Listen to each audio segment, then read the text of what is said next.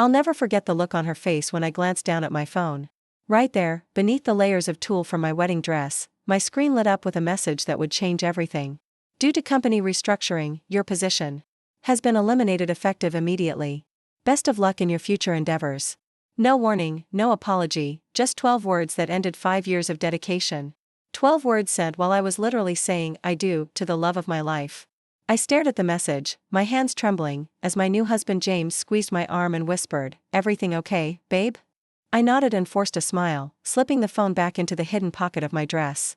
This was supposed to be the happiest day of my life, and Rebecca Chen, my boss of 3 years, had just turned it into a professional nightmare with a single text. Before we jump back in, tell us where you're tuning in from, and if this story touches you, make sure you're subscribed, because tomorrow, I've saved something extra special for you. My name is Maya Rivera, and up until that moment, I was the senior marketing strategist at Pinnacle Solutions, one of the most prestigious marketing firms in Seattle. I had spent 5 years building relationships with clients, pulling all-nighters to perfect campaigns, and sacrificing weekends to make sure everything was perfect. My portfolio had brought in over $20 million in business for the company last year alone. And now, as I danced with my father at my wedding reception, I was unemployed. I didn't tell anyone that night. Not my new husband, not my parents, not my maid of honor who kept commenting on how I seemed distracted. This was still my wedding day, and I refused to let Rebecca's callousness overshadow what should have been a beautiful celebration. But inside, my mind was racing. Why now? Why like this? The questions pounded in my head louder than the wedding band's music. Looking back, I should have seen it coming. The signs were there, subtle but unmistakable. 3 weeks before my wedding, Rebecca had started excluding me from client meetings I had previously led. "Just trying to lighten your load before the big day," she'd said with that practiced smile that never quite reached her eyes. Projects I had nurtured from conception were suddenly reassigned. My access to certain client files was mysteriously revoked, a system glitch according to IT. But being fired via text? During my wedding ceremony? That level of cruelty hadn't even crossed my mind as a possibility. The irony wasn't lost on me. Just 6 months earlier, Rebecca had given a company-wide presentation about Pinnacle's commitment to compassionate management and employee well-being. She had stood there in her impeccable Armani suit, talking about how people are our greatest asset. I had actually admired her back then. At 42, Rebecca had shattered glass ceilings in an industry still dominated by men. She drove a Tesla, lived in a waterfront condo, and had been featured in Business Insider's 40 Under 40 list. I had once considered her a mentor.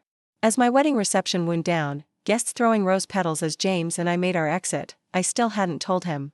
We were leaving for our honeymoon in Bali the next morning, 2 weeks of sun, sand, and disconnection from the world. I had planned to turn off my work email notifications. Now, I supposed, I didn't need to. Back in our hotel suite, as James popped champagne and toasted to new beginnings, I finally broke down. The tears I had been holding back all evening came in an unstoppable flood as I handed him my phone with the message still open. His face transformed from confusion to disbelief to rage in the span of seconds. "During our ceremony? She fired you during our actual wedding ceremony?" His voice rose with each word. "This has to be illegal. It's definitely unethical. We should sue them." I sank onto the edge of the bed, still in my wedding dress. I just don't understand why she would do this today of all days. She knew how important this day was. She even sent us a wedding gift last week. James sat beside me, his arm around my shoulders. "Maybe she thought you wouldn't notice until after the honeymoon. Or maybe she's just a heartless monster who couldn't stand to see you happy." That comment struck a chord. Rebecca had been divorced twice. The second time had been particularly messy, splashed across Seattle's business gossip circles. She had never mentioned my engagement or upcoming wedding with any real enthusiasm. Could it really be something as petty as jealousy? "We should cancel the honeymoon," James suggested. "Stay here and fight this." I shook my head. "No. She's already taken enough from me today. She doesn't get to take our honeymoon too." I took a deep breath, feeling something harden inside me. "We're going to Bali. I'm going to enjoy every second with my husband. And when we get back, then I'll figure out my next move." James looked uncertain. "Are you sure? 2 weeks is a long time to be away with this hanging over you." I nodded, more certain with each passing second. "Absolutely. Besides, what's the worst that could happen in 2 weeks?" The answer to that question would shock even me. We left for Bali the next morning as planned. The 14-hour flight gave me plenty of time to think, to process, to begin plotting what I would do when we returned. By the time we landed in Denpasar, I had made peace with my situation, at least temporarily. For the next 2 weeks, I would be fully present with James, enjoying our honeymoon and putting thoughts of Rebecca and Pinnacle aside. Preparing and narrating this story took us a lot of time, so if you are enjoying it, subscribe to our channel. It means a lot to us. Now back to the story. For the first 3 days, I succeeded. We explored ancient temples, swam in crystal clear waters, and ate incredible food in beachfront restaurants. I didn't check my email. I didn't look at my phone except to take photos. I was determined to be the happiest, most carefree honeymooner who had ever been unceremoniously fired via text. On the 4th morning, as we enjoyed breakfast on our private villa's terrace, James went inside to get more coffee. My phone, sitting face up on the table, suddenly lit up with a notification. Then another. And another. They kept coming, like raindrops before a downpour. Curiosity got the better of me. I picked up my phone and was stunned to see 47 missed calls and over 200 text messages and emails. Most were from numbers and addresses I recognized, my clients from Pinnacle. The most recent was from Marcus Winters, CEO of Winter Apparel, one of Pinnacle's biggest accounts. A client I had personally brought in and nurtured for the past 3 years. Maya, please call me as soon as you get this. Rebecca is telling everyone you left to start your own agency and stole confidential files. Things are getting ugly here. We need to talk. My hands started shaking. I scrolled through more messages, each one more alarming than the last. Is it true you took our campaign strategy to a competitor? It wasn't. Rebecca is threatening legal action against you. For breach of contract. There was no breach. We've been told to cease all communication with you by Pinnacle Legal. Yet they were all reaching out anyway. The final straw was an email from Pinnacle's legal department, stating they were investigating serious allegations of corporate espionage and client poaching, and demanding I cease and desist all communication with Pinnacle clients immediately. James returned with coffee to find me hyperventilating. What happened? He asked, immediately at my side. I could barely speak through my panic. She's telling everyone I stole from the company. That I took client files and proprietary information. James, she's destroying my reputation while we're on the other side of the world. The rage that flashed across his face mirrored exactly what I was feeling. We're calling a lawyer. Right now. 3 hours and several international phone calls later, we had engaged Patricia Montgomery, one of Seattle's top employment attorneys. Her advice was clear: document everything, don't respond to any clients yet, and cut our honeymoon short. This is character assassination, she explained over our spotty villa Wi-Fi. And the longer you're away, the more damage Rebecca can do unchallenged. That night, as we packed our suitcases to leave 6 days earlier than planned, I discovered something that changed everything. While searching for my passport in the hotel safe, I found a small, unmarked envelope I didn't recognize. Inside was a USB drive and a handwritten note: insurance. Just in case. Zoe. Zoe Kim had been my assistant at Pinnacle for 2 years. Quiet, efficient, and seemingly always 3 steps ahead of everyone else. The day before my wedding, she had stopped by the bridal suite with a gift, a beautiful hair clip she insisted would perfectly match my dress. She must have slipped this envelope into my bag then. I plugged the USB drive into my laptop. It contained hundreds of files, emails between Rebecca and the company's CFO discussing plans to streamline the marketing department, dating back 6 months.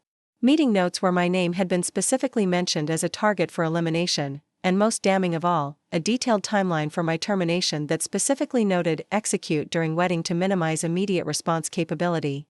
They had planned this meticulously, deliberately choosing the moment I would be most vulnerable and least able to defend myself. But the USB also contained something else: evidence of financial irregularities in accounts I had managed. Projects where budgets had been inflated after I submitted them, with the excess funneled to shell companies I'd never heard of. Client invoices altered after I'd handed them off for processing. My signature forged on documents authorizing changes I had never seen. Oh my God, James whispered, looking over my shoulder. They were setting you up. If you had questioned anything or complained about being fired, they would have accused me of financial fraud, I finished for him. They needed me gone because I was getting too close to their scheme. In that moment, sitting in a luxury villa halfway around the world from home, something crystallized within me. This wasn't just about losing a job. This wasn't even about reputation damage. This was about right and wrong. About justice. About standing up to people who thought their power made them untouchable. Call the airline, I said to James, my voice steadier than it had been all day.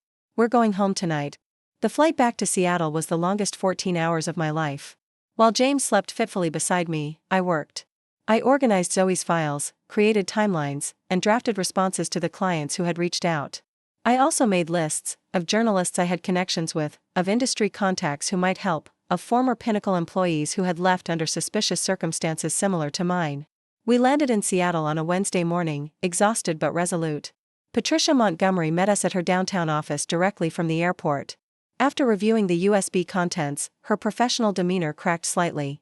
In 20 years of practicing employment law, I've rarely seen evidence this damning, she said, removing her glasses to rub the bridge of her nose. They didn't just fire you inappropriately. They were framing you for their own financial misconduct. So what do we do? I asked. Legally, we have several options. Wrongful termination, defamation, fraud. She began listing potential claims. I don't just want legal remedies, I interrupted. I want to make sure they can never do this to anyone else. And I want my clients to know the truth. Patricia gave me a measured look. The truth is a powerful weapon, Maya. But wielding it requires precision and timing. You have 47 clients trying to reach you. That's 47 potential allies if we approach this correctly. By the time I left Patricia's office that afternoon, we had a plan. I would meet with each client individually, not to try to steal their business from Pinnacle, but simply to tell my story and show them the evidence of financial irregularities in their own accounts. I rented a small conference room in a co-working space downtown, neutral territory, professional but not flashy. Over the next 3 days, I met with 39 clients. Each meeting followed the same format. I would listen to what they had been told about my departure, present the actual timeline including the wedding day text, and then show them the specific financial discrepancies in their accounts. The reactions ranged from shock to outrage. Marcus Winters of Winter Apparel actually appended his chair when he saw how his company had been systematically overcharged for services never rendered. I trusted Rebecca, he said, pacing the small conference room. We've been golfing together for years. My kids call her Aunt Becca. I nodded sympathetically. I trusted her too. For 5 years. Marcus stopped pacing and turned to me. What do you need from me, Maya?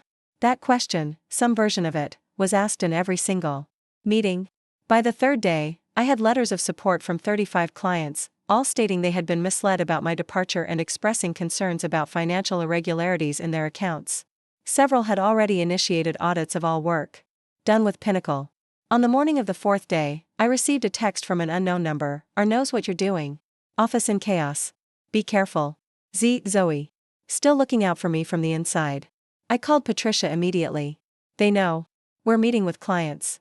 We need to accelerate the timeline." She agreed. By noon, she had delivered a formal legal notice to Pinnacle's headquarters, detailing the wrongful termination and defamation claims and requesting all documentation related to my employment and termination be preserved for legal proceedings. That afternoon, I met with Vanessa Jordan, a reporter from the Seattle Business Journal who had covered the marketing industry for over a decade. I had helped her with quotes for articles in the past, always with Pinnacle's approval. This meeting was different. "I'm not here as a representative of Pinnacle," I clarified as we sat down at a quiet corner table in a cafe 3 blocks from Pinnacle's office. "I gathered that from your cryptic message," Vanessa said, notepad already open. "You said you have a story about corporate ethics that would interest me?" I took a deep breath. "I have documentation of systematic financial fraud at one of Seattle's most respected marketing firms, executed by its CEO, who then fired me via text message during my wedding ceremony to prevent me from discovering it." Vanessa's pen froze mid-stroke. "That's quite a claim. I have evidence to support every part of it." For the next 2 hours, I walked her through everything: the termination, the defamation campaign, and the financial irregularities. I showed her redacted versions of client documents where numbers had been altered after my final approval, emails discussing my planned termination, and testimonials from clients who had discovered they'd been systematically overcharged. "This isn't just my story," I explained. "It's about a pattern of behavior that has victimized dozens of businesses in Seattle. Companies that trusted Pinnacle with their marketing budgets and got defrauded in return." Vanessa was uncharacteristically quiet as she reviewed the materials. Finally, she looked up. "I need to verify all of this independently. And I'll need to give Pinnacle an opportunity to respond." "I understand. All I'm asking is that you investigate. The truth deserves to be told." As I left the cafe, my phone buzzed with a text from Patricia. "Pinnacle's attorneys reached out. They want to meet tomorrow." That night, I barely slept. James held me as I tossed and turned, my mind racing with possible scenarios for the next day's meeting. Would they offer a settlement? Threaten more severe legal action?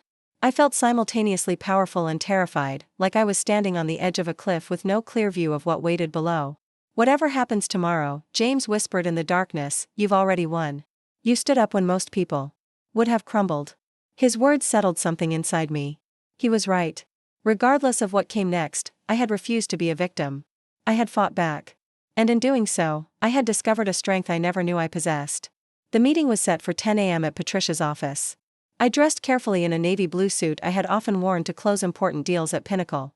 I wanted to project confidence, competence, and unshakable resolve. When I walked into the conference room with Patricia, I was surprised to see not just Pinnacle's legal team, but Rebecca herself, along with Tyler Hammond, the company's CFO. Rebecca looked immaculate as always, but there was something different about her. A tightness around her eyes, perhaps. A slight discoloration under her expertly applied concealer that suggested sleepless nights. Good, I thought. She should lose sleep. Thank you for agreeing to this meeting, began Pinnacle's lead attorney, a stern-looking woman named Helen Barton. We're hoping to resolve this situation amicably. Patricia smiled thinly. That would depend on your definition of amicable. My client has suffered significant professional and personal harm. Rebecca leaned forward. Maya, I think there's been a misunderstanding. A misunderstanding? I interrupted, unable to contain myself despite Patricia's warning to let her do the talking. You fired me via text during my wedding ceremony. You told my clients I stole confidential information. You were systematically defrauding those same clients and planning to frame me for it. Which part is the misunderstanding? Rebecca's face flushed. Those are serious allegations, supported by substantial evidence, Patricia interjected smoothly, sliding a folder across the table. Including documentation of financial fraud involving at least 17 client accounts. Tyler Hammond, who had been silent until now, picked up the folder with visibly trembling hands. As CFO, he would understand immediately the implications of what those documents contained. We've prepared a settlement offer, Helen said, pushing another folder toward Patricia. We believe it addresses your client's concerns while avoiding protracted legal proceedings that would benefit no one. Patricia opened the folder, reviewed its contents, then passed it to me. The offer was substantial: 2 years' salary, full benefits continuation, a positive reference letter, and an NDA preventing either party from disparaging the other. This is meant to buy my silence, I said, closing the folder and sliding it back. It doesn't address the underlying issue. What underlying issue is that? Rebecca asked, her voice tight. I looked directly at her. That you stole from your clients. That you abused your power. That you thought you could discard me like I was nothing and face no consequences. What exactly do you want, Maya? Tyler asked, his voice betraying his anxiety. It was the same question my clients had asked. What did I want? Revenge? Money? My job back? None of those felt right. I want accountability, I said finally. I want the clients you defrauded to know the truth. I want a public acknowledgement of what happened. And I want assurance that no one else at Pinnacle will ever be treated the way I was. The room fell silent. Rebecca and Tyler exchanged glances. Helen whispered something to another attorney. On their team? Those terms are unacceptable, Helen said eventually. A public admission would expose the company to significant liability. More liability than 39 clients simultaneously auditing their accounts and potentially filing fraud charges. Patricia asked mildly. More liability than the article. The Seattle Business Journal is currently researching about financial irregularities at Pinnacle? The color drained from Rebecca's face. You went to the press? No, I corrected her. The press came to me after hearing concerns from multiple clients. I simply provided documentation of what I knew. Another whispered conference among Pinnacle's team. We need time to discuss this internally, Helen finally said. Patricia nodded. You have until 5 p.m. today.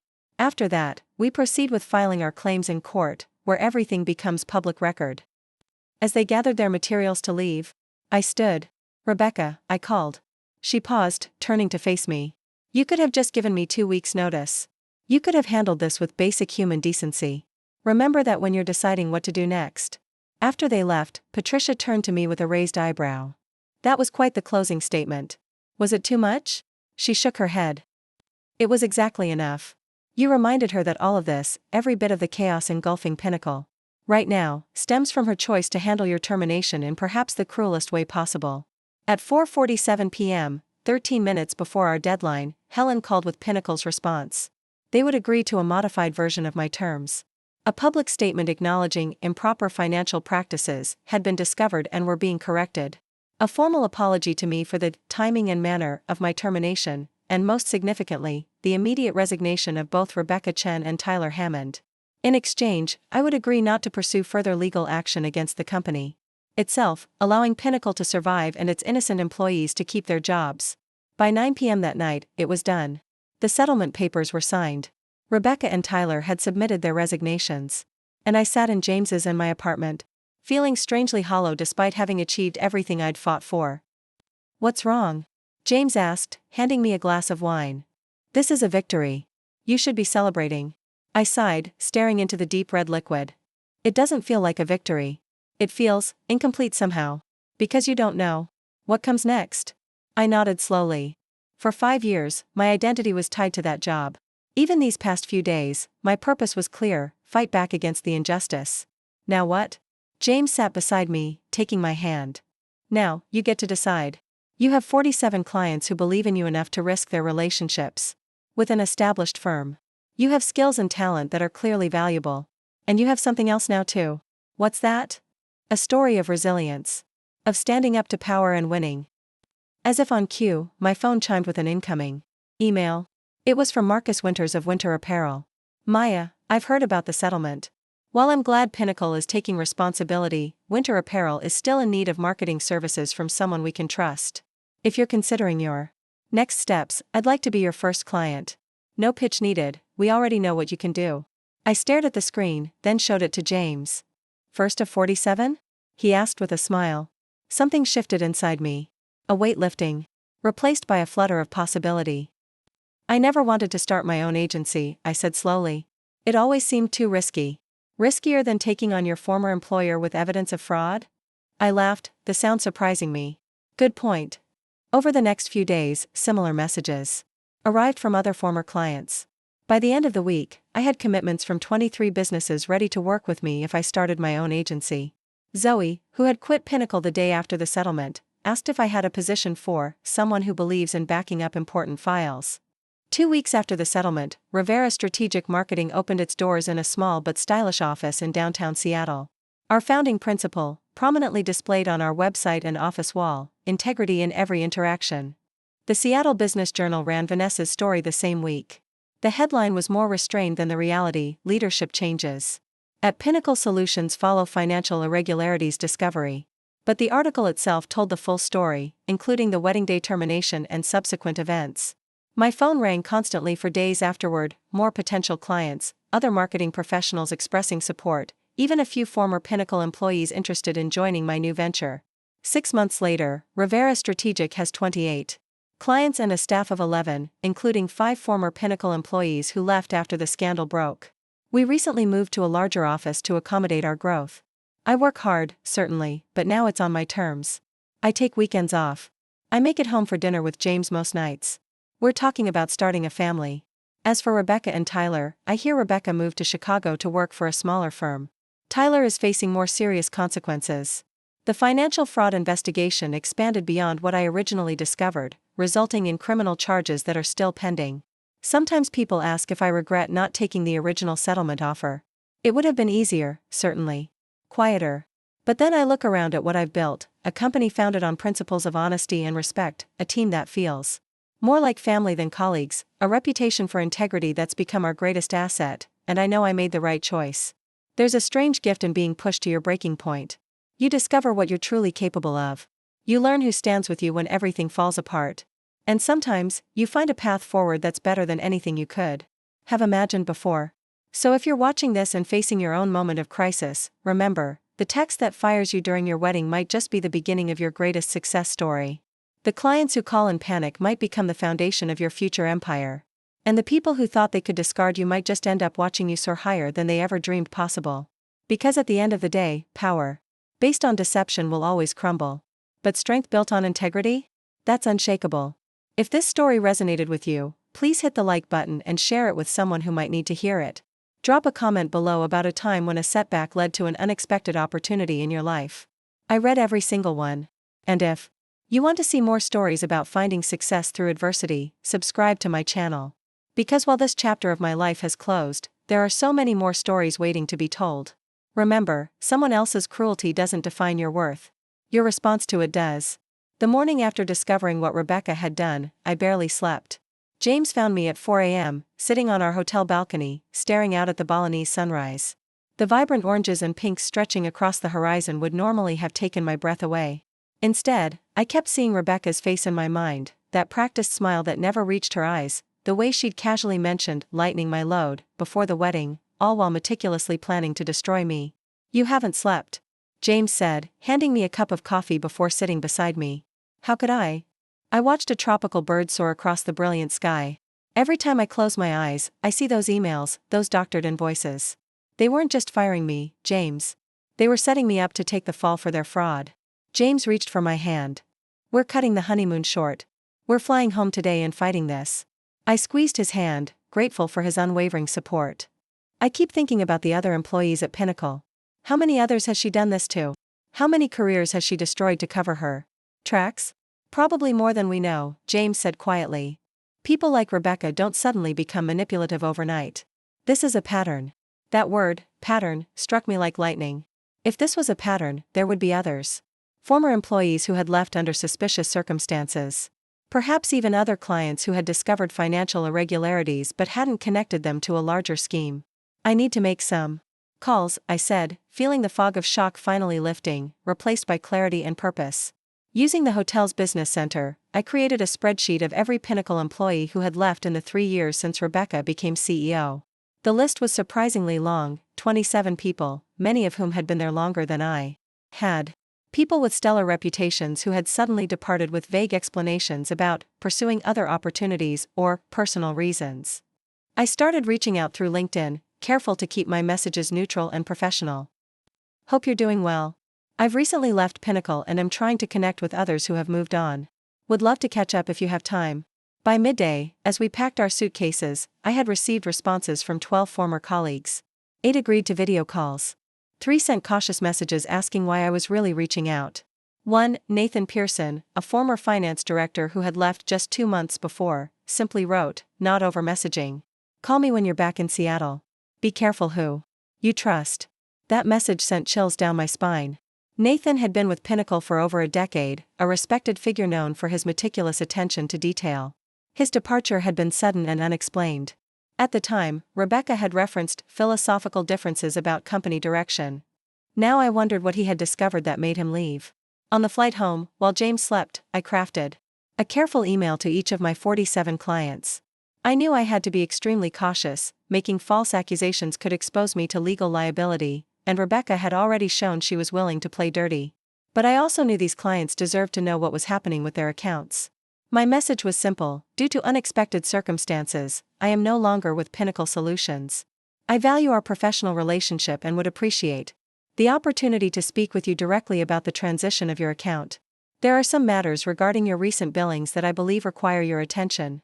Not an accusation, not a plea, just enough information to spark their curiosity and concern. I scheduled the emails to send automatically once we landed in Seattle, knowing that timing would be crucial in the days ahead. As our plane began its descent, I gazed out at the familiar Seattle skyline. For the first time since reading that text during my wedding, I felt something other than shock and betrayal. I felt the stirrings of determination, of righteous anger. Rebecca and Tyler thought they had all the power, that they could discard me and frame me without consequences. They were about to discover how wrong they were. We landed at 9:43 p.m. Seattle time. By 9:52, my inbox was flooded with responses from clients. By midnight, I had scheduled 15 meetings for the next 3 days. By 2 a.m., after a conference call with 3 former Pinnacle employees now scattered across different time zones, I had the beginnings of a pattern. Rebecca and Tyler had been systematically inflating client invoices for at least 2 years, with the discrepancies growing larger and more frequent in recent months. "They got sloppy," explained Lisa Chen, no relation to Rebecca, a former account manager who had left 6 months earlier. "At first, it was small amounts buried in complex invoices. But lately, they've been bolder, especially with long-term clients who trust the agency and don't scrutinize every line item." I noticed irregularities in the winter apparel account, added Colin Jeffries, who had worked in Pinnacle's finance department. When I brought it up to Tyler, he said it was a special arrangement approved by Marcus Winters himself. But something felt off about it. They've been targeting accounts where the client contact has changed recently, Nathan Pearson explained on our call the following morning. New marketing directors who aren't familiar with the historical billing patterns are less likely to. Question increases. Why didn't any of you report this? I asked, trying to keep accusation out of my voice. Nathan's laugh was bitter. To whom, Maya? The CFO was orchestrating it. HR reports directly to Rebecca. I tried approaching one board member discreetly, but he's been Rebecca's family friend for 20 years. 2 weeks later, I was escorted out of the building for breach of confidentiality. So they're untouchable? I asked, frustration building. They were, Nathan corrected. But you have something none of us had, concrete evidence from Zoe's files, access to concerned clients, and most importantly, the moral high ground. They fired you during your wedding, for God's sake. That's the kind of detail that makes people pay attention. He was right. The timing of my termination, cruel as it was, had given me a powerful narrative that resonated with people. Even those who might not understand the complexities of financial fraud could understand the heartlessness of firing someone via text during their wedding ceremony. By day 3 of our return, I had set up temporary headquarters in our apartment. Our dining room table was covered with documents, laptop screens, and coffee mugs. James had taken emergency leave from his job as a software engineer to help me organize the evidence and prepare for client meetings. You need legal representation, he insisted after reviewing the growing mountain of evidence. This is bigger than wrongful termination now. This is fraud on a massive scale. I knew he was right. But I also knew that not just any lawyer would do. I needed someone who understood corporate fraud, someone fearless, someone who wouldn't be intimidated by Pinnacle's legal team or connections. I found Patricia Montgomery through Nathan. She had represented him in his separation from Pinnacle, helping him secure a settlement that included an NDA so restrictive he couldn't even tell me the amount. But she's brilliant, he assured me. And she hates bullies. Our first meeting with Patricia confirmed Nathan's assessment. She listened intently as I laid out the timeline, my wedding day firing, the defamation campaign, the discovery of the financial fraud, and the evidence Zoe had provided. She asked sharp, precise questions that cut to the heart of each issue. When I finished, she sat back in her chair, tapping her pen against her legal pad. They made 3 critical mistakes, she said finally. First, the timing of your termination shows malicious intent and provides an emotional hook that will resonate with any judge or jury.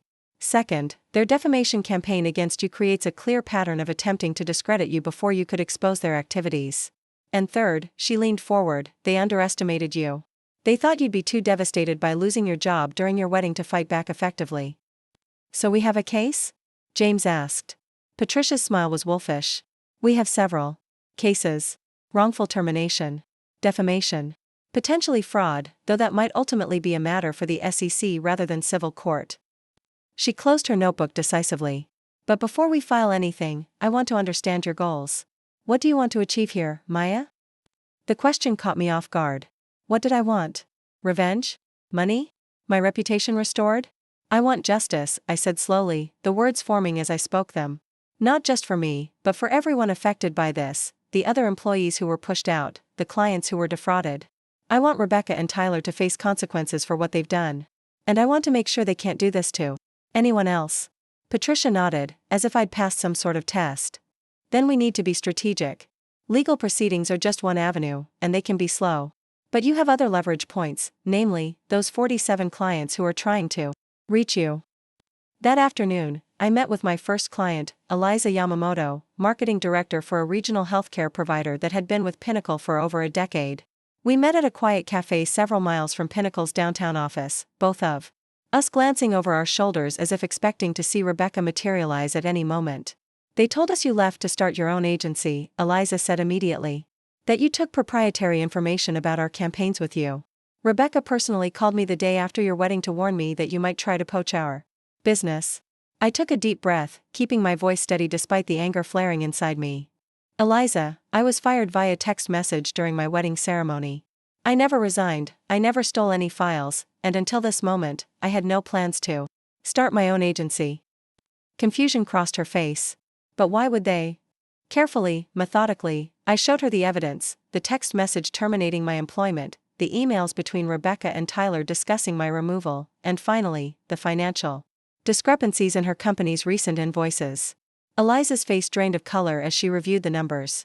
This line item, strategic integration analysis, we were charged $42,000 for this last quarter. What exactly is it? It's nothing, I said gently. It's a made-up service that was added after I approved the final invoice. The same line item appears in several other client accounts, always with different dollar amounts. She looked up at me, shock transforming into anger. We've worked with Pinnacle for 12 years. We trusted them. We trusted you. I know. And I never betrayed that trust, Eliza. That's why I'm showing you this now, even though it puts me at risk. Risk of what? Rebecca is already telling people I stole confidential information. If she finds out I'm meeting with clients, showing them evidence of financial irregularities, she'll escalate her attacks. She might even try to pursue legal action against me. Eliza was quiet for a long moment, processing everything. Finally, she closed the folder I had given her and met my eyes. What do you need from me, Maya? It was the question that would be repeated in nearly every client meeting over the next several days. What do you need from me?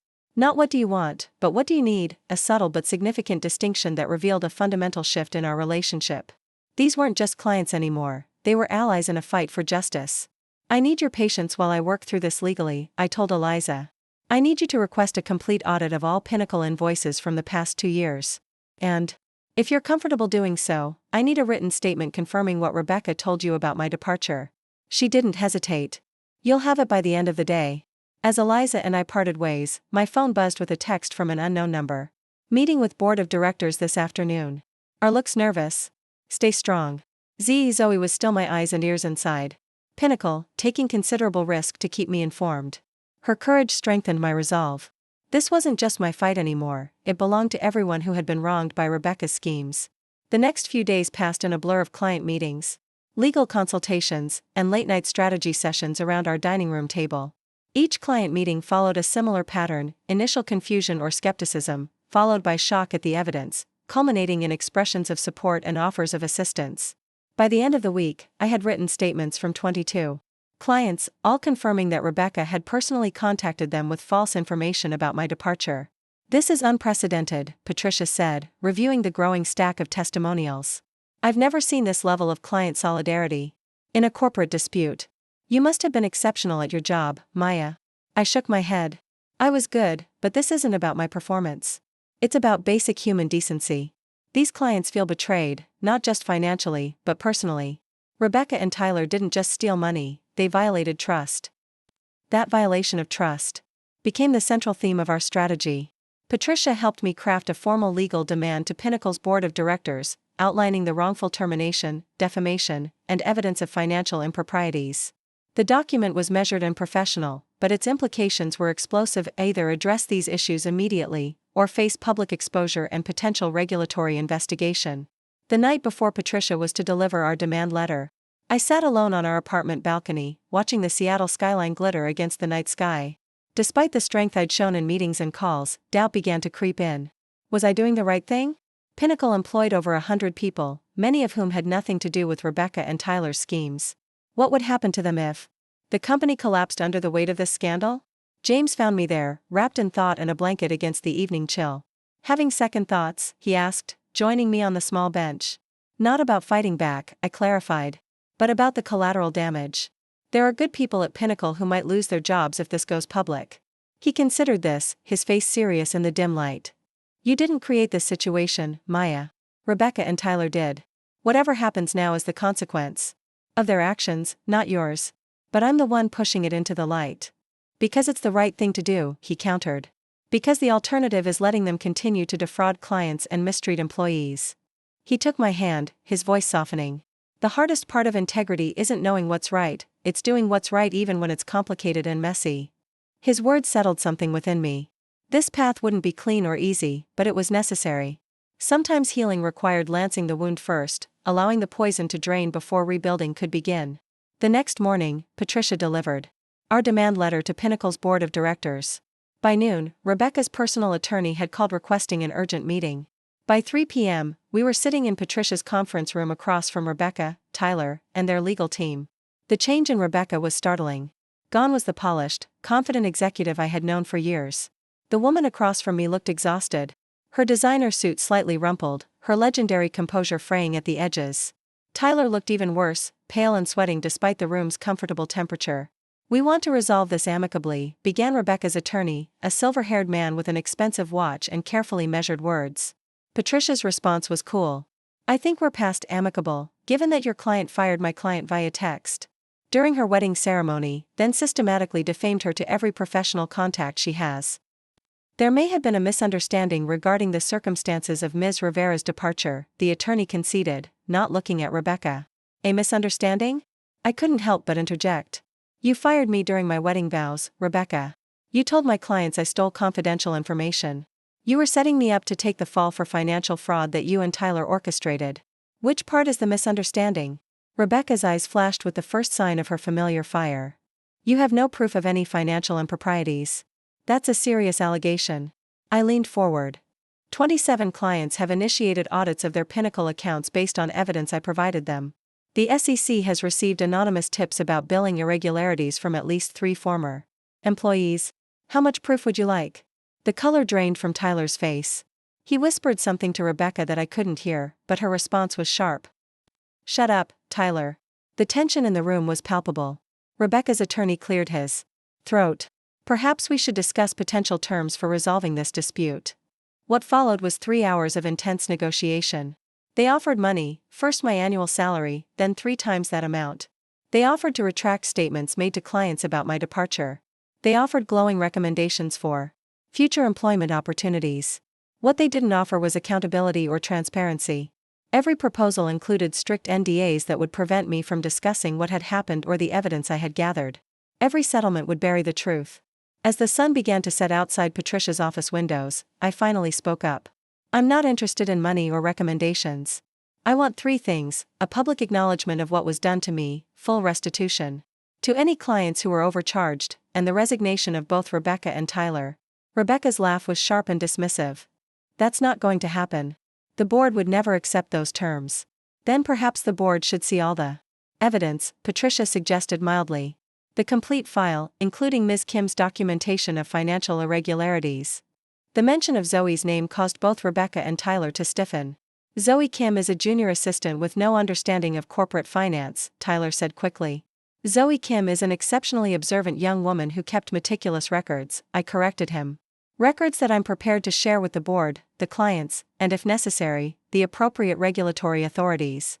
Rebecca's attorney requested a private conference with his clients. As they stepped out of the room, Patricia turned to me with raised eyebrows. They're rattled. Especially Tyler. He should be, I said quietly. The financial fraud is what could lead to criminal charges, not just civil penalties. When they returned 20 minutes later, the shift in atmosphere was immediate. Rebecca's attorney spoke first. My clients are prepared to consider a modified version of your terms, provided certain protections remain in place for the company itself. It was the first real crack in their defense. The negotiations that followed were intense but productive. By 9 p.m., we had outlined a framework. Rebecca and Tyler would resign immediately. Pinnacle would issue a public statement acknowledging improper financial practices had been discovered and were being corrected. I would receive a formal apology and compensation for wrongful termination. In exchange, I would agree not to pursue further legal action against the company itself, allowing Pinnacle to survive the scandal and protect the jobs of innocent employees. As we prepared to leave, Rebecca pulled me aside, away from the attorneys. And Tyler. For a moment, I glimpsed vulnerability beneath her carefully maintained facade. You could have just taken the money, she said, her voice low. Most people would have. I met her gaze steadily. I'm not most people. And neither are you, Rebecca. You could have just given me 2 weeks' notice like a normal human being. You could have found a way to cover your tracks that didn't involve destroying my reputation. You had choices too. Something flickered across her face, recognition, perhaps, or regret. But it was gone before I could identify it, replaced by the familiar mask of cool detachment. Goodbye, Maya, she said simply, then turned and walked away. As James and I drove home that night, a strange mixture of emotions washed over me, vindication, exhaustion, and an unexpected emptiness. The fight had consumed me so completely that its resolution left a void. What would come next? Where would I direct all this energy and determination that had carried me through the past 10 days? You know, James said thoughtfully as we waited. At a red light, 47 clients tried to reach you. That's quite a vote of confidence in your abilities. I glanced at him, catching his meaning. Are you suggesting I start my own agency? He shrugged. I'm suggesting you have options that you didn't see before. This crisis showed you something about yourself, Maya, something I've always known but you maybe hadn't fully recognized. What's that? His smile was gentle in the dim light of the car. That you're not just skilled at what you do. You're a leader. Those clients and former colleagues rallied around you because they believed in you. That's rare, and it's valuable. The light turned green, but the idea he'd planted continued to grow as we drove through the nighttime streets of Seattle. A new path was opening before me, unexpected, challenging, but filled with possibility. The settlement papers were signed on a Wednesday. By Thursday morning, the news had broken across Seattle's business community. Rebecca Chen and Tyler Hammond had abruptly resigned from Pinnacle Solutions amid vague references to financial irregularities. The company's carefully worded press release made no mention of my name or the circumstances of my termination, but industry insiders were already connecting the dots. My phone began ringing at 7:15 a.m. The first call was from Marcus Winters. Of Winter Apparel. Is it true? He asked without preamble. Rebecca and Tyler are out? It's true, I confirmed, still in my pajamas, coffee mug in hand as I stood by the window of our apartment. The board accepted their resignations yesterday evening. There was a moment of silence on the line. You did it, he said finally. His voice tinged with admiration. You actually brought them down. It wasn't just me, I replied, watching the morning fog lift over the city. Former employees provided crucial information. Clients like you initiated audits. Zoe risked her job to gather evidence. It was a collective effort toward accountability. Maybe, Marcus conceded, but you were the catalyst. When everyone else was afraid to speak up, you took a stand. He paused. So what happens now? It was the question I'd been asking myself all night. What happens now? The fight had consumed me so completely that its resolution left me feeling oddly adrift. I'm not sure, I admitted. I need some time to process everything. Well, when you figure it out, call me, Marcus said. Winter Apparel still needs marketing services, and I'd rather work with someone I trust. His words stayed with me. As similar calls came in throughout the day, clients expressing support, former colleagues sharing congratulations, industry peers seeking details about what had happened. Each conversation circled back to the same question: what's next for you, Maya? By evening, I had received expressions of interest from 11 former Pinnacle clients who wanted to continue working with me in whatever capacity I might offer. 3 had explicitly suggested I start my own agency. The idea, which had seemed impossible just days before, was beginning to take shape in my mind. What's holding you back? James asked that night as we sat on our small balcony, takeout containers spread between us. You've always talked about wanting more creative freedom, more control over the clients you take on and the campaigns you develop. I picked at my pad thai, trying to articulate the hesitation I felt. Starting an agency means becoming the thing I've been fighting against: an employer, a boss. What if power changes me the way it changed Rebecca? James set down his chopsticks and looked at me directly. Maya, do you really think Rebecca became who she was because she had power? Or did she seek power because it's who she always was? The question struck me deeply. I thought about Rebecca's calculated cruelty, her methodical dismantling of my reputation, her willingness to sacrifice others to protect herself. Those weren't behaviors that emerged suddenly with a promotion, they were expressions of character that had always been there, just waiting for the opportunity to surface. People don't become corrupt because they have power, I said slowly, the realization forming as I spoke. Power just reveals who they already are. James nodded. Exactly. And who are you, Maya Rivera? When you found yourself with unexpected leverage, with evidence that could have extorted a massive settlement, what did you do with it? I pushed for accountability and systemic change, I answered without hesitation.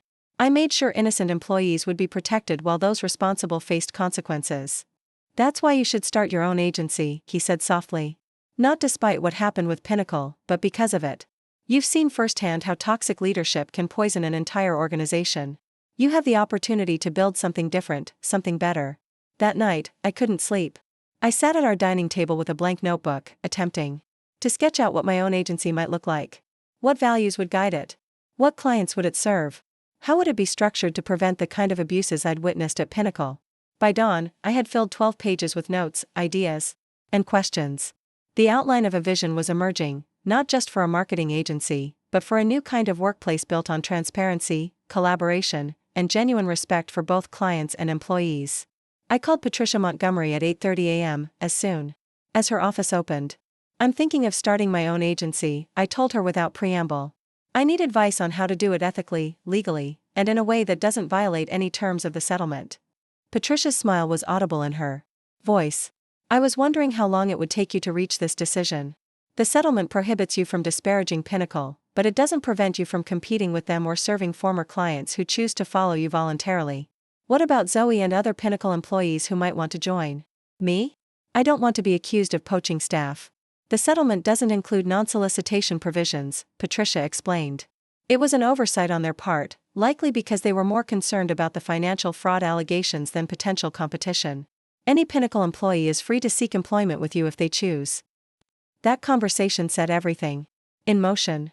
Over the next week, I secured a small business loan, filed the necessary paperwork to establish Rivera Strategic Marketing as a legal entity, and began the search for modest office space in downtown Seattle. James, with his background in software engineering, helped me set up the digital infrastructure we would need, project management systems, secure client portals, and collaborative workspaces designed for transparency at every level. The response from former Pinnacle clients exceeded my expectations.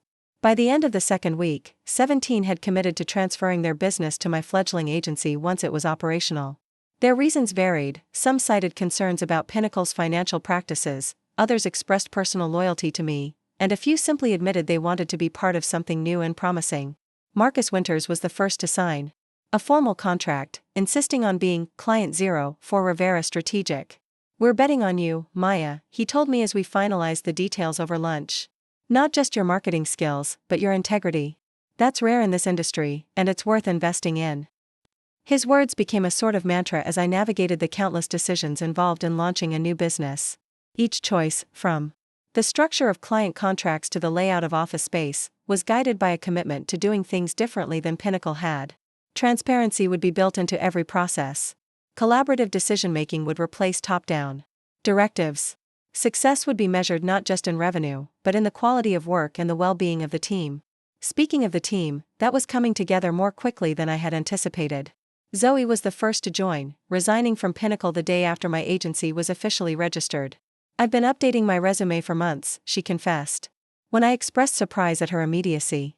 "Ever since I started noticing the financial discrepancies. I was just waiting for the right opportunity." Rebecca Chen, the former account manager who had helped me piece together evidence of the fraud, reached out next. She had left Pinnacle 6 months earlier and was working freelance, but jumped at the chance to join a more ethical agency.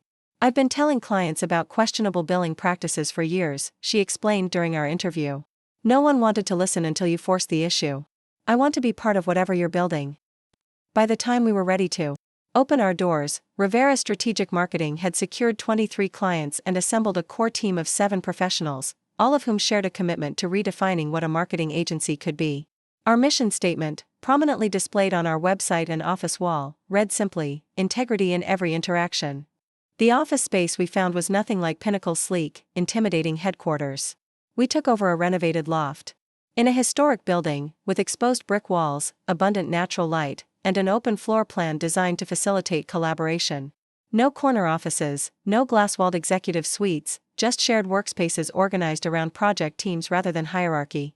The morning we officially opened, I arrived early, standing alone in the empty office as sunlight streamed through the tall windows. This space, these desks, the client contracts carefully organized in digital files, all of it had emerged from the ashes of what had initially seemed like career devastation. Being fired via text during my wedding had felt like an ending. Instead, it had become the catalyst for an entirely new beginning. The team began arriving around 8:30, Zoe, Lisa, Nathan, who had left retirement to join us as finance director, and the others. They moved through the space with a sense of ownership and excitement, setting up workstations, arranging personal items, chatting about upcoming projects. There was an energy in the air, a collective determination to prove that success and ethics weren't mutually exclusive in our industry. At 9:15, the elevator doors opened, and Marcus Winters stepped into our office, the first client to visit Rivera Strategic Marketing on its opening day. He carried a large plant with a ribbon around the pot, a traditional gift for new businesses in Japan, he explained, symbolizing growth and prosperity. "Impressive," he said, looking around the space. 2 weeks ago, this was just an idea. Now look at it. It's still just beginning," I cautioned, acutely aware of all the challenges that lay ahead. "We have a lot to prove." Marcus shook his head. "You've already proven the most important thing, that one person with courage can change an entire system. Everything else is just execution." He gestured toward the team setting up around us. "These people are here because they believe in what you stood for, Your clients signed on for the same reason. That's a foundation most agencies would kill for. As if to underscore his point, my phone buzzed with an incoming email. It was from Vanessa Jordan at the Seattle Business Journal, requesting an interview about the exodus of clients from Pinnacle Solutions and the rapid rise of Rivera Strategic Marketing. The story was spreading beyond insider circles, capturing attention in the broader business community. That first day was a blur of activity: client calls, team meetings, strategic planning sessions for upcoming campaigns. We worked late into the evening, fueled by excitement and the shared sense that we were building something meaningful. When the last team member left around 8 p.m., I remained behind, sitting at my desk in the quiet office, trying to process the whirlwind of the past month. My phone rang, startling me from my thoughts. It was an unknown number with a Chicago area code. Maya Rivera, I answered, expecting perhaps a potential client or industry contact. There was a moment of silence before a familiar voice spoke. "It's Rebecca." My breath caught in my throat. Of all the people who might call on this day, Rebecca Chen was the last I would have expected. "What do you want, Rebecca?" I asked, keeping my voice neutral despite the surge of emotions her name triggered. "I heard you opened your agency today," she said. Her tone was difficult to read, not hostile, but not exactly friendly either. Word travels fast in this industry. "Yes, we did." Another pause. "I'm in Chicago now. Smaller firm, lower profile. It's different." I waited, unsure where this conversation was heading. "I want to say," she began, then stopped. I could hear her take a deep breath. "What I did to you was unforgivable. The wedding day text, the lies to clients, all of it. I've been telling myself it was just business, not personal, but that's a lie. It was both." Her unexpected candor left me momentarily speechless. "Why are you telling me this now?" I finally asked. "Because you won," she said simply. "Not just the legal battle or the client loyalty, but the ethical one. You could have destroyed Pinnacle completely, but you didn't. You found a way to hold the guilty accountable while protecting innocent employees." Another pause. "It's shown me there's a different way to operate in this business. One I never considered viable." I thought carefully before responding. "It wasn't about winning, Rebecca. It was about standing up for what's right, even when it's difficult. Even when everyone tells you to just take the money and stay quiet." "I know that now," she said quietly. "Anyway, I won't take more of your time. I just needed you to know that what happened changed things. Not just for you." After we hung up, I sat in the darkening office, Rebecca's words echoing in my mind. It had never occurred to me that our confrontation might have prompted her own reflection or growth. I had seen her only as the villain in my story, not as someone capable of learning from her mistakes. The realization was humbling. While I had been focused on building something new from the ashes of my career, a parallel transformation had been unfolding for Rebecca, a reckoning with her own choices and their consequences. It didn't excuse what she had done, but it added a layer of complexity to a narrative I had simplified in my mind. I was still sitting there, lost in thought, when James arrived with takeout dinner, concerned when I hadn't returned home by 9 p.m. "Everything okay?" he asked, setting the food on my desk. "You look like you've seen a ghost." Rebecca called, I told him, still processing the conversation. "She apologized. Or came as close to apologizing as someone like Rebecca can." James raised his eyebrows in surprise. "That's unexpected. What did you say?" "Not much." I was too shocked. I opened the food containers, the familiar aroma of our favorite Thai place filling the quiet office. It made me realize something, though. This whole experience, the firing, the fight, starting this agency, it wasn't just about me proving something to the world. It was about all of us, even Rebecca, learning that there are better ways to do business than the cutthroat, win-at-all-costs approach that's become so normalized. James nodded, understanding in his eyes. "So Rivera Strategic Marketing isn't just an agency. It's a proof of concept." "Exactly," I said, the mission crystallizing in my mind. "We're proving that success doesn't require sacrificing ethics. That transparency builds stronger client relationships than manipulation. That treating employees with respect creates more value than exploiting them. That's a mission worth building a company around," James said, raising his water bottle in a toast. "To proving that integrity isn't just morally right, it's strategically smart." I tapped my bottle against his, feeling a renewed sense of purpose. To integrity in every interaction.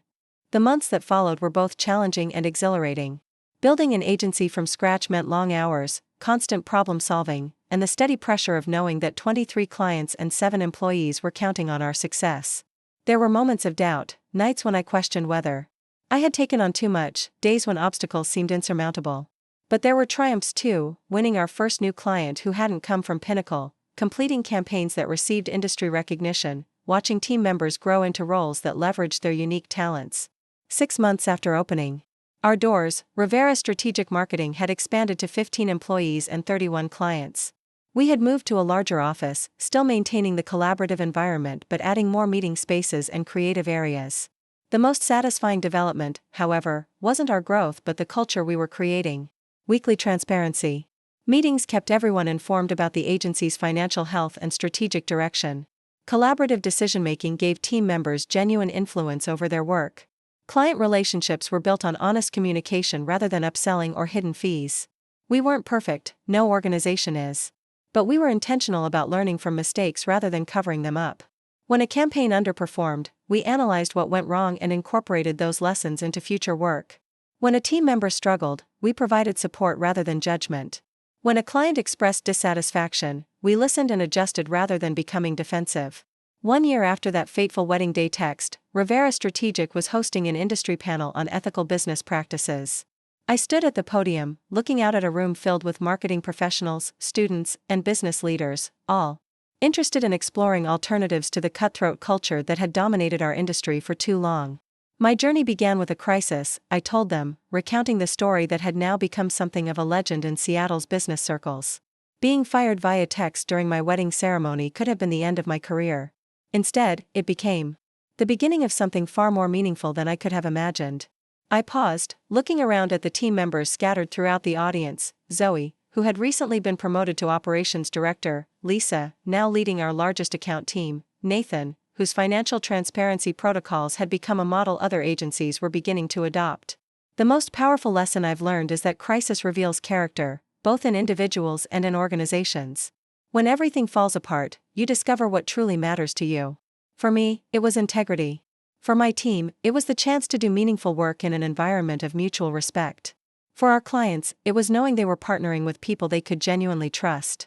As I continued speaking, sharing the principles that had guided our growth and the challenges we still faced, I caught sight of James at the back of the room. He gave me a subtle thumbs up, his eyes reflecting the pride he had shown from that first moment on our hotel balcony in Bali, when the idea of fighting back had begun to take shape. There's a quote I keep on my desk, I told the audience as I concluded my remarks. It says, "The real test is not whether you avoid failure, because you won't. It's whether you let it harden or shame you into inaction, or whether you learn from it, whether you choose to persevere." I looked around the room one final time, making eye contact with as many people as possible. When your moment of crisis comes, and it will, remember that it's not the end of your story. It might just be the beginning of a better one. The question isn't whether you'll face adversity. The question is what you'll build from it. The applause that followed wasn't just for me, but for the idea that had guided us through the past year, that integrity isn't a luxury or a marketing slogan, but the foundation upon which meaningful success is built. That standing up for what's right, even when it's difficult, creates ripples that extend far beyond our individual circumstances. As I stepped away from the podium, I thought about that wedding day text message that had felt like devastation. A year earlier. In Rebecca's attempt to destroy me, she had inadvertently set me free to discover my own strength, to build something aligned with my values, to prove that there is power in choosing integrity over expediency, even when it's the harder path. Sometimes, the text message meant to end your career becomes the first line of a much better story. You just have to be brave enough to write the next chapter yourself. 2 years after opening the doors of Rivera Strategic Marketing, I found myself standing at the window of our newest office space, a full floor in one of Seattle's most prestigious downtown buildings. The view stretched from the glistening waters of Puget Sound to the snow-capped peak of Mount Rainier in the distance. Watching the bustling city below, I marveled at how much had changed since that fateful wedding day text. "Admiring your empire?" came a voice from behind me. I turned to find Zoe, now our Chief Operations Officer, carrying 2 coffee mugs. She handed one to me, the warm ceramic a welcome comfort against the morning chill. "Not an empire," I corrected her with a smile. "Just a company built on principles that matter." Zoe laughed. "A company that grew 300% in 2 years, was named one of Seattle's best places to work, and just landed the Westridge account that Pinnacle has been chasing for a decade. Call it what you want, but the rest of the industry is calling it a revolution." She wasn't entirely wrong. What had begun as a scrappy startup born from adversity had evolved into something that was genuinely shifting industry standards. Our transparent billing practices, collaborative client approach, and employee-centered culture weren't just internal policies, they were becoming competitive advantages that other agencies were scrambling to replicate. The Westridge presentation team is waiting in the main conference room, Zoe reminded me. They want to thank you personally for taking a chance on them. I raised an eyebrow.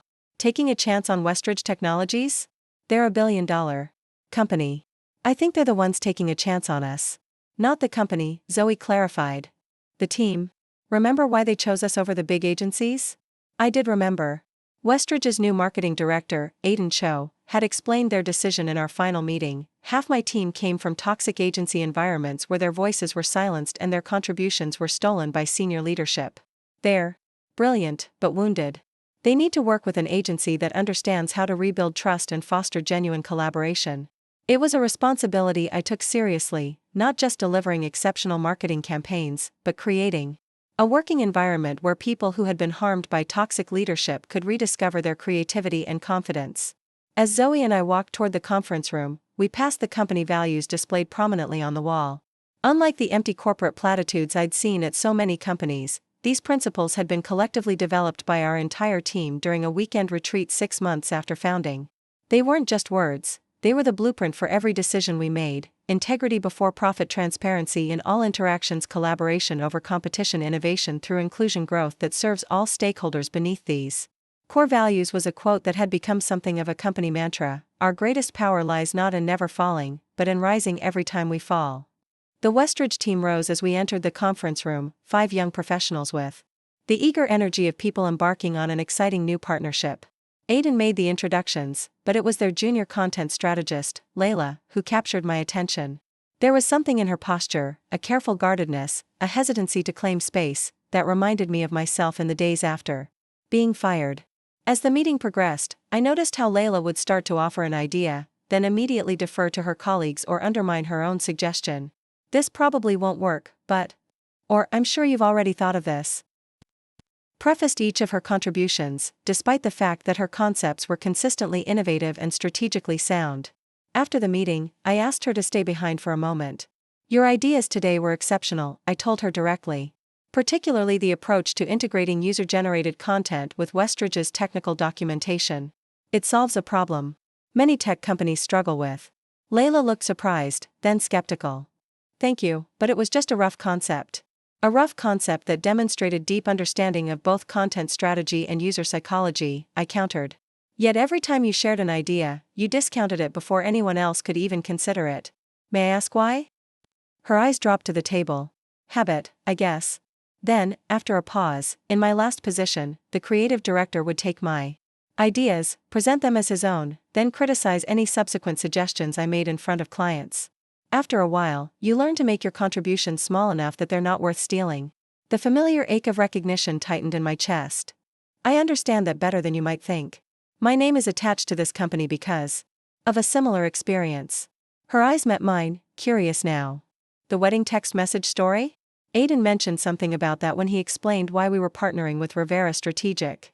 That's part of it, I acknowledged. But the bigger story is what happened afterward. How I discovered that the worst moment of my professional life could become the foundation for something better than I had ever imagined.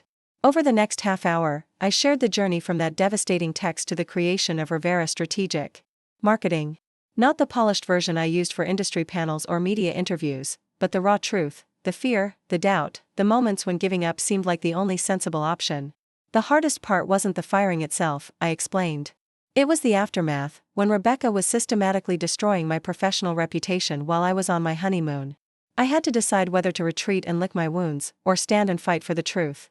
Layla nodded, understanding in her eyes.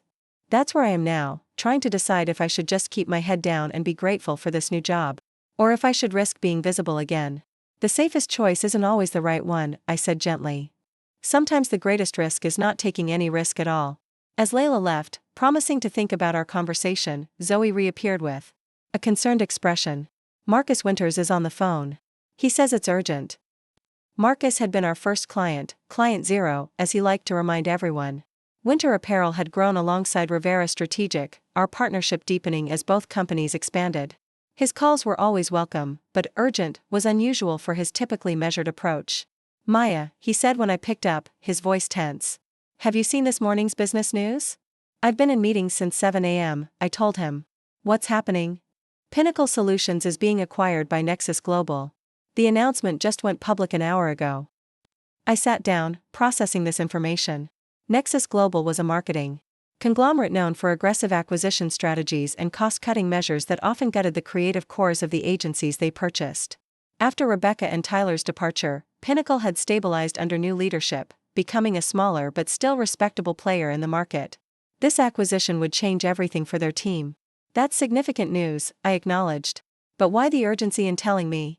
Marcus's response was unexpected, because they're coming for you next. My contact on Pinnacle's board says Nexus views the acquisition as Phase 1. Phase 2 is consolidating the Seattle market by acquiring Rivera Strategic. A cold wave of disbelief washed over me. That's not possible. We're not for sale. Nexus doesn't always take no for an answer, Marcus warned. They're known for hostile takeover attempts when friendly offers are rejected.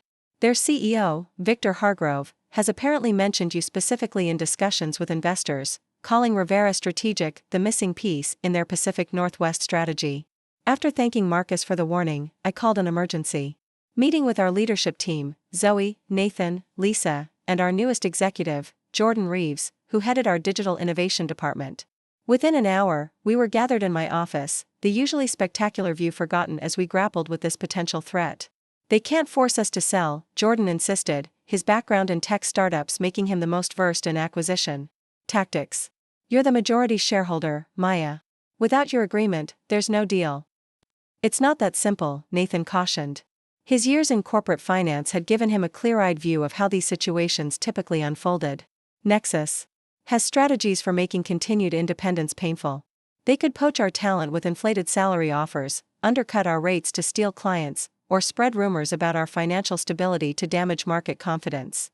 Lisa, ever the pragmatist, asked the question no one had voiced: what if we considered it? The acquisition, I mean. Nexus would pay a premium.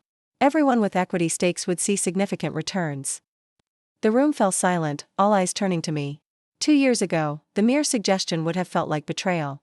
Now, it was a legitimate business question deserving of thoughtful consideration. Financial gain isn't the only factor, I said carefully. We need to consider what an acquisition would mean for our team, our clients, and the culture we've built. Nexus has a very different approach to agency management than what we've created here. That's putting it mildly, Zoe muttered.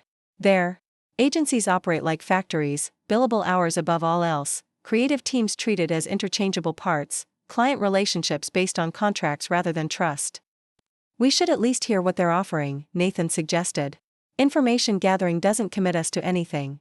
By the end of the day, the news of Pinnacle's acquisition was rippling through Seattle's business community. My phone buzzed constantly with messages from industry colleagues, clients concerned about stability, and Rivera team members who had heard rumors and were seeking reassurance. I answered each one with the same message: we are aware of the situation and evaluating all information. Rivera Strategic remains committed to our team, our clients, and our values. But privately, I was wrestling with more complex emotions. The company I had built from the ashes of professional devastation was now valuable enough to attract the attention of one of the industry's largest players. There was validation in that, certainly. But there was also fear that everything we'd created could be dismantled if we made the wrong choice. That evening, long after most of the team had gone home, I found myself back at the window, watching as Seattle's lights began to illuminate the darkening sky. James joined me there, having brought dinner when I texted that I wouldn't make it home at a reasonable hour. Quite a day, he said, standing beside me. How are you feeling about it? I leaned against him, drawing comfort from his steady presence. Conflicted. Nexus represents everything we've positioned ourselves against: profit above people, growth at any cost, treating creativity like a commodity. Selling to them feels like betraying our mission. But, James prompted, knowing me well enough to hear the unspoken qualification. But I also have a responsibility to everyone who's joined this journey, I continued. Team members who took risks to come here, investors who believed in us, clients who trusted us. If rejecting Nexus puts all of that at risk. James was quiet for a moment, considering. What would you have wanted from a leader when you were at Pinnacle? If you were Layla or Zoe or any of the people who came here seeking something different, what decision would make you feel valued? His question cut through the tangle of considerations, bringing clarity to what mattered most. The answer was suddenly obvious, not because it was easy, but because it aligned with everything we had built. We need to be transparent, I said, the path forward becoming clearer. No closed-door decisions, no executive pronouncements. Everyone deserves to understand what's happening and have a voice in our response. The next morning, I called an all-hands meeting, something we typically reserved for major company announcements. As our team of now 43 people gathered in the largest conference room, I could feel the tension and uncertainty in the air. By now, most of you have heard about Nexus Global's acquisition of Pinnacle Solutions, I began, standing at the front of the room. What you may not know is that industry sources indicate Nexus is planning to approach Revera Strategic as their next acquisition target. A murmur ran through the room, surprise from some, concern from others, a few knowing nods from those who had already connected the dots. Traditionally, discussions about potential acquisitions happen behind closed doors, with employees learning the outcome only after decisions have been made. That's not how we operate here. I took a deep breath. Today, I want to have an open conversation about what this means, what options we have, and how we should respond as a company. For the next 2 hours, we engaged in the most challenging and illuminating discussion in our company's history. Team members asked pointed questions about what a Nexus acquisition would mean for our culture, our client relationships, and our creative independence. Financial implications were explored honestly, with Nathan presenting different scenarios ranging from accepting an acquisition to fighting to remain independent. Zoe shared her experience working at another agency that had been acquired by a conglomerate, describing the swift erosion of the values and practices that had once made it special. Jordan offered insights from the tech world about alternative funding models that could help us grow without sacrificing autonomy. Most powerfully, several team members spoke about why they had joined Revera Strategic in the first place, often leaving more lucrative positions because they believed in the environment we were creating. Their stories reinforced what was truly at stake in this decision. As the discussion continued, a consensus began to emerge. While the financial opportunity of an acquisition was significant, the potential cost to our mission and culture was too great. The very qualities that made Revera Strategic attractive to Nexus, our strong client relationships, our collaborative approach, our reputation for integrity, would likely be compromised under their ownership model. So where does this leave us? Asked Elijah, one of our senior strategists. If we don't want to be acquired but Nexus targets us anyway, what's our plan? It was the question I had been pondering since Marcus's call. The answer had come to me during the night, an approach that honored our values while addressing the business reality we faced. We go on offense rather than defense, I said, moving to the whiteboard. Nexus wants to consolidate the Seattle market through acquisition. Their strategy depends on agencies remaining isolated and competitive with each other. What if we created an alternative? Over the next 30 minutes, I outlined a vision that had been forming since my conversation with Layla, an alliance of independent agencies united by shared values and collaborative practices. Instead of competing against each other for clients and talent, we would create formal partnerships that allowed each agency to maintain its unique identity while benefiting from collective resources and knowledge sharing. We've proven that integrity and transparency aren't just nice ideals, they're effective business practices, I explained, the energy in the room building as the concept took shape. Other agency leaders have noticed. Many are looking for alternatives to the consolidation trend but don't know how to create viable options. We can lead that change. The discussion evolved into brainstorming, team members suggesting potential alliance partners, identifying shared services that could create economies of scale, and exploring governance structures that would preserve independence while facilitating collaboration. By the end of the meeting, what had begun as a defensive reaction to acquisition threat had transformed into an exciting new direction for our company's growth. That afternoon, I began reaching out to leaders of other independent agencies in the region, creative boutiques, digital specialists, research firms, content studios. The initial conversations were exploratory, focused on gauging interest rather than defining specific terms. To my surprise, the response was overwhelmingly positive. Many agency founders expressed similar concerns about market consolidation and were eager to discuss alternatives. 3 weeks later, representatives from 11 independent agencies gathered in our office for the first formal discussion of what we were calling the Prism Alliance, a network of distinct creative businesses that would amplify each other's strengths while maintaining individual identities. Like light through a prism, we would be separate yet connected, each contributing unique colors to a shared spectrum. The conversation was unlike any industry meeting I had experienced, open, collaborative, focused on mutual benefit rather than competitive advantage. By the end of the day, we had outlined the foundation of a new model for agency partnership that would allow members to preserve their cultures while creating a collective presence powerful enough to compete with conglomerates like Nexus. 2 days after this meeting, I received the call we had been anticipating. Victor Hargrove, CEO of Nexus Global, wanted to discuss strategic opportunities between our companies. I agreed to meet him, not to entertain acquisition offers but to present an alternative vision for the industry's future. The meeting took place at a neutral location, a private dining room at one of Seattle's premier restaurants. Victor arrived with the confident air of someone accustomed to getting what he wanted. At 58, he had built Nexus from a single agency into a global network through a series of strategic acquisitions. His reputation was one of ruthless efficiency and unapologetic focus on shareholder value. Maya Rivera, he said as we shook hands. Your reputation precedes you. The wedding text message that launched an agency. It's become something of an industry legend. Just the catalyst, I corrected him. The agency was built by an extraordinary team committed to a different way of doing business. Victor smiled, the expression not quite reaching his eyes. And that's exactly why Nexus is interested in Rivera Strategic. You've created something unique in this market, a strong culture, loyal clients, impressive growth trajectory. We believe Rivera would make an excellent addition to our family of agencies. I met his gaze directly. I appreciate your interest, Victor, but I should be clear from the outset, Rivera Strategic is not for sale. If he was surprised by my directness, he didn't show it. Everyone has a number, Maya. Perhaps you haven't heard ours yet. This isn't about price, I explained.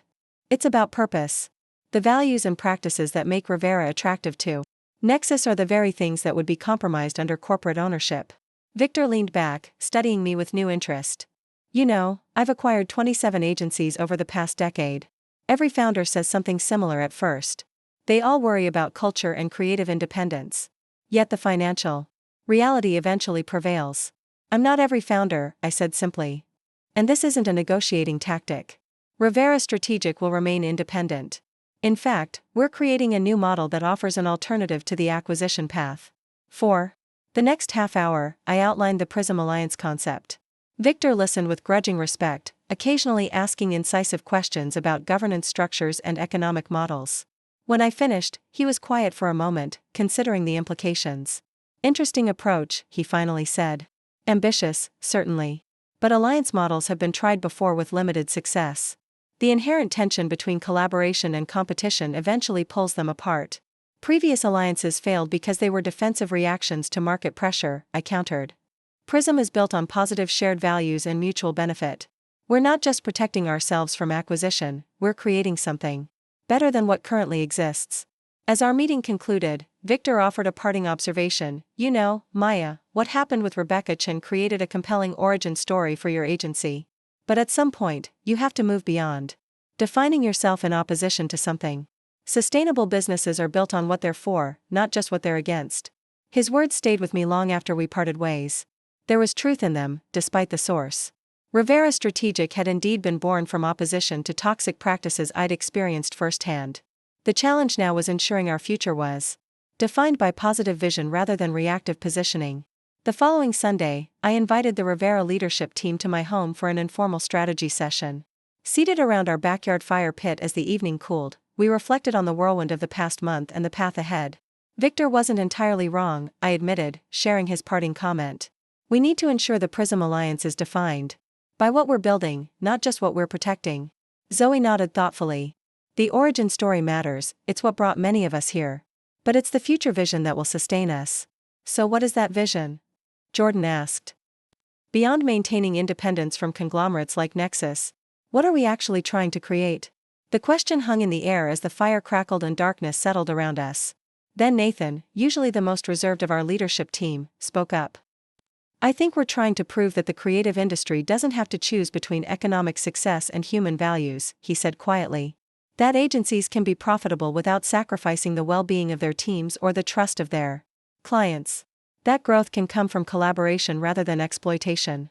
His words resonated deeply, capturing the essence of what had guided us from the beginning. Not just rejection of harmful practices, but affirmation of a better alternative. Not just independence from corporate ownership, but interdependence with like-minded partners. The Prism Alliance officially launched 3 months later, with 14 founding member agencies representing diverse specialties across the creative spectrum.